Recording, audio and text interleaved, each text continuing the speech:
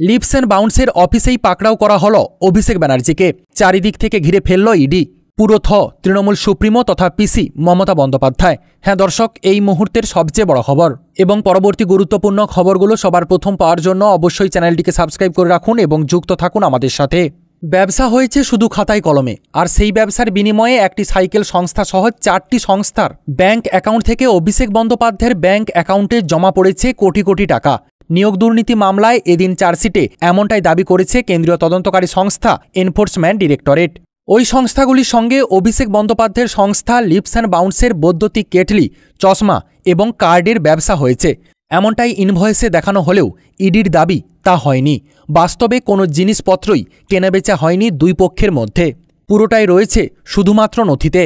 Lips and bounce সংস্থার director হিসেবে তৃণমূল নেতা অভিষেক বন্দ্যোপাধ্যায়ের নাম চার্জশিটে উল্লেখ করেছে ইডি।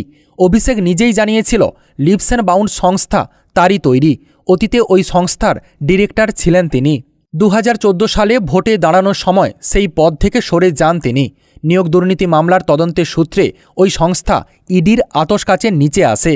নিয়োগ দুর্নীতি মামলায় ইডি তাদের পঞ্চম চার্জশিটে ওই সংস্থাকে অভিযুক্ত হিসেবে দেখিয়েছে। সেই চার্জশিটে ইডি দাবি করেছে বেশ কিছু সংস্থা থেকে লিপস অ্যান্ড বাউন্সের অ্যাকাউন্টে প্রচুর টাকা ঢুকেছে।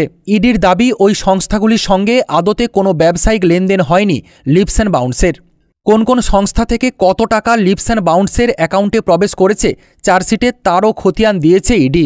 চার্জশিটের 50 নম্বর পাতায় তদন্তকারী সংস্থার দাবি লক্ষ্মী সাইকেল প্রাইভেট লিমিটেড থেকে প্রায় 1.5 কোটি, নবীন এন্টারপ্রাইজ থেকে প্রায় 2 কোটি, এক্সোটিক ইনভেনশন এন্টারপ্রাইজ থেকে প্রায় 1 কোটি এবং ইন্টিগ্রেটেড ইনভেনশন ট্রেডিং সংস্থা থেকে প্রায় 50 লক্ষ টাকা জমা পড়েছে লিপস অ্যান্ড বাউন্সের ব্যাংক অ্যাকাউন্টে।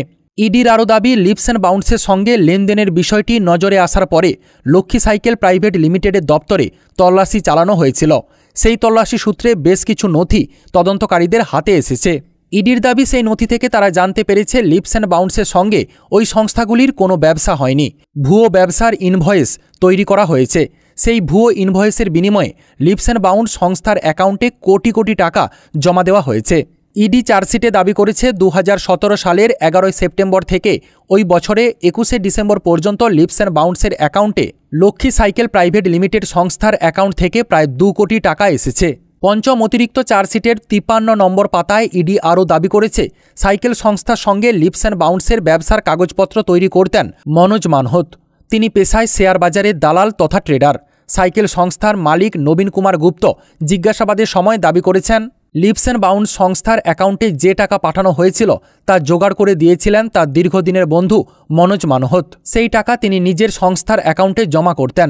তারপর সেই টাকা পাঠানো হতো লিপস অ্যান্ড বাউন্সের অ্যাকাউন্টে। ওই সংস্থা আদতে কি করত তা তিনি জানেন না এবং ওই সংস্থার দপ্তরে কখনো যাননি বলেও ইডির কাছে দাবি করেছেন নবীন কুমার। দাবি করেছেন মনোজই তাকে চশমা, বৈদ্যুতিক কেটলি, কার্ডের ভুয়ো ইনভয়েস তৈরি করে দিতেন, আর এর পরিবর্তে তার অ্যাকাউন্ট থেকে টাকা যেত লিপস অ্যান্ড বাউন্সের অ্যাকাউন্টে। ইডির কাছে তিনি দাবি করেছেন ওই জিনিসগুলি আদতে কখনো লেনদেন হয়নি। ইডির আরও দাবি একইভাবে বাকি 3 সংস্থা ভুয়ো ইনভয়েসের মাধ্যমে লিপস অ্যান্ড বাউন্সের অ্যাকাউন্টে কোটি কোটি টাকা পাঠিয়েছে। লিপস অ্যান্ড বাউন্স সংস্থার জন্যই অভিষেককে তলব করেছিল ইডি। সংস্থার অন্যতম ডিরেক্টর ছিলেন সুজয় কৃষ্ণ ভদ্র ওরফে কালীঘাটের কাকু। লিপস অ্যান্ড বাউন্স সংস্থার আর্থিক কাজকর্ম দেখাশোনা করতেন তিনি। পরে সিও অর্থাৎ চিফ অপারেটিং অফিসার হয়েছিলেন সুজয় কৃষ্ণ ভদ্র।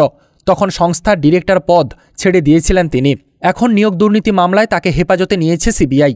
পঞ্চম অতিরিক্ত চার্জশিটে লিপস অ্যান্ড বাউন্সকে অভিযুক্ত করেছে ইডি। অভিযুক্ত হিসেবে লক্ষ্মী সাইকেল প্রাইভেট লিমিটেড এবং নবীন কুমারের নাম রয়েছে।